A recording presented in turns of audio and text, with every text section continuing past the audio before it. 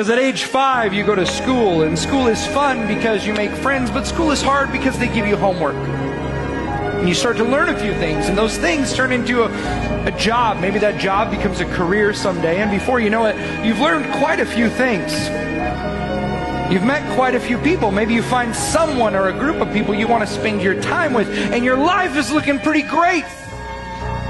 But it's looking pretty full. You see, one thing grown-ups are always good at is remembering to fill our calendars. And one thing we're terrible at is leaving enough room for wonder. And anyone who's willing to take that kind of approach to life is willing to be okay with not having it all figured out. And that's all I ask of you tonight. It's not going to take much effort, just a little shift in your perspective.